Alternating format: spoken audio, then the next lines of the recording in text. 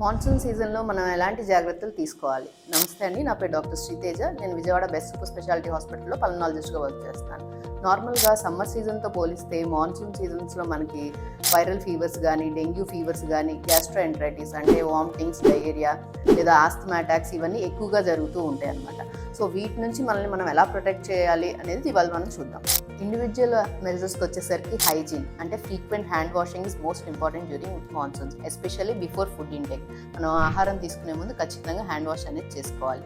Next వాటర్ని boil చేసి తీసుకోవడం అనేది ఈ మాన్సూన్ సీజన్లో most important. And also adequate hydration. So ఈ ఫీవర్ వచ్చినప్పుడు ఏంటి అంటే మనం తెలియకుండానే వాటర్ ఇంటేక్ అనేది తగ్గిపోతూ ఉంటుంది. సో అప్పుడు కూడా మనం యాడిక్వేట్ హైడ్రేషన్ అనేది ఖచ్చితంగా చూసుకోవాలంటే daily 3 to 4 litres of water ఖచ్చితంగా తీసుకోవాలి.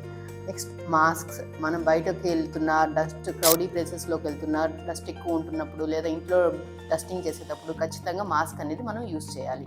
నెక్స్ట్ డైట్, సాధ్యమైనంత వరకు మనం బయట food and junk food avoid చేయడం అనేది most important during monsoons. And also regular exercise చేయడం వల్ల మన బాడీ ఇమ్యూనిటీ లెవెల్స్ పెరిగి మనం త్వరగా ఇన్ఫెక్షన్స్కి గురవ్వకుండా ఉంటాం. And next taking care of your personal medications. అంటే మనం ఎస్పెషల్లీ ఆస్తమా సిఓపిడి పేషెంట్స్ వాళ్ళ రిలీవర్ మెడికేషన్స్ని ఖచ్చితంగా వాళ్ళతో పాటు క్యారీ చేయాల్సి వస్తుంది. ఎప్పుడైనా సడన్గా ఆస్తమా అటాక్ అలాంటివి జరిగినప్పుడు ఏంటంటే హాస్పిటల్కి వెళ్ళే లోపు ఇవి తీసుకోవడం వల్ల ఆస్తమా సిమ్టమ్స్ అనేవి తొందరగా తగ్గుతాయి అన్నమాట.